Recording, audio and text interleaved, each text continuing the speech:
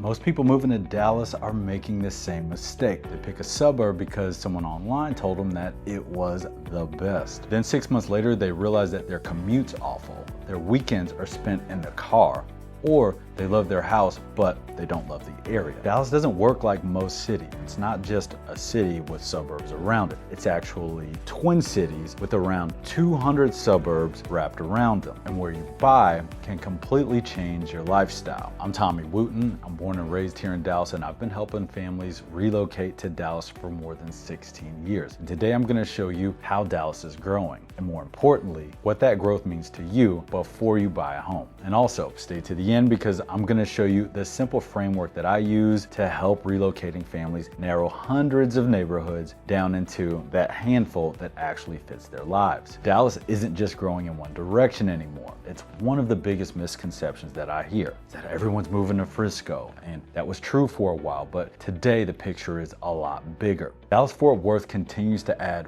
well over 100,000 new residents every year, and that means thousands of families are trying to answer the exact same question that you're probably asking, and that is, where should we live? The answer depends less on what's popular and more on what fits your life. Now, for years, the growth story centered around Frisco and McKinney, probably around 20 years between those two. And that had a lot to do with exemplary schools, master planned communities, new restaurants and commercial developments. It really made the North Dallas suburbs the obvious choice. But as prices climb, buyers are starting to look elsewhere. And now we're seeing some serious growth east into Kaufman County, south into Ellis County, and west to Fort Worth and through Fort Worth out into what we call Westoplex. And that's good news because you have more options than you ever did before. The trick is knowing exactly which one fits your family. So do not choose a house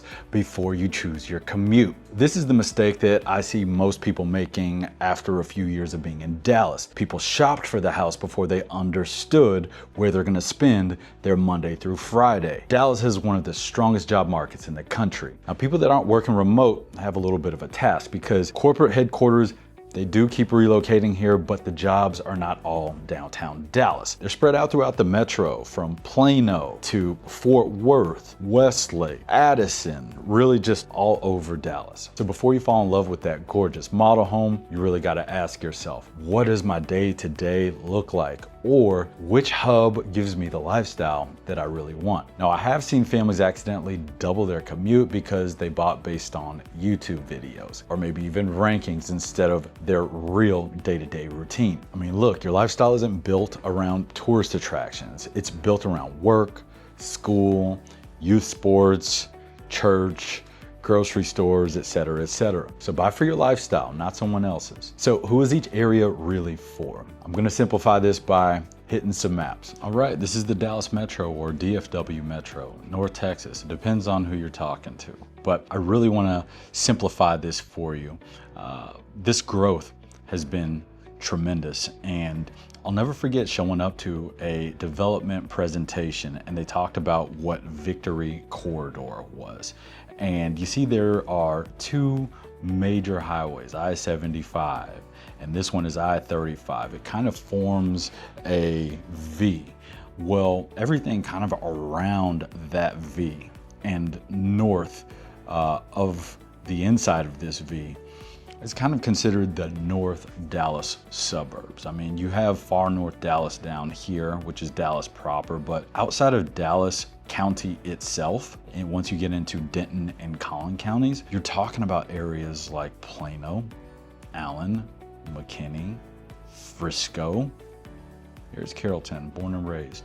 The Colony, Little Elm, Prosper, Celina, billions upon billions of dollars in infrastructure, new schools, new residential developments and commercial developments has been spent here over the last 20 years. When I talk about the last 20 years, a lot of homes south of this slanted line right here, okay, this is 121. A lot of the homes down here in Plano and Carrollton, they were built before the year 2000, but after 2000, you started to see a surgence of master planned communities, most of which were built north of 121. You have a few that are here around North Plano and definitely some in Allen, but most master planned communities started in 2000 here in Dallas. Of course, you get into places like Celina, which have a boom that's coming. It's only 19% built out, Celina. Look at all this green. These are ranches that have yet to been developed by builders and developers. So look at all this. It's going to continue to grow north, but when it's that expensive, people start looking elsewhere. So I want to take you out east into Kaufman County. Kaufman County features Forney, humongous growth that is going to continue to just kind of generate in this area. Terrell is seeing a surge right now. Kaufman itself, I mean, look, all out here, all these ranches. And so if you've been priced out of the north, a lot of people are really starting to look east and build their family and plant their roots, I should say, out east. You're not horribly far from Dallas proper, the Dallas city lines, or downtown Dallas either. Generally the same distance from Terrell to Dallas as you are as being from Celina to Dallas. Now, I want to talk to you about what's going on down south as well. And in specific, we're talking about gigantic growth in places like Midlothian, where you have the $1 billion Google data center with all the jobs that are coming in, and Waxahachie and Midlothian. Can't forget about Mansfield and some of these other places as well. But the South has tremendous opportunities. If you really want to spread out and get some land underneath you, it's really going on down here. A lot more communities that feature half acre and up or acre and up feel mixed with your traditional master plan community or your traditional community that have homes on 50 and 60 foot wide lots. They're just a lot cheaper. I shouldn't say cheaper, a lot less expensive in the South than they are in the North.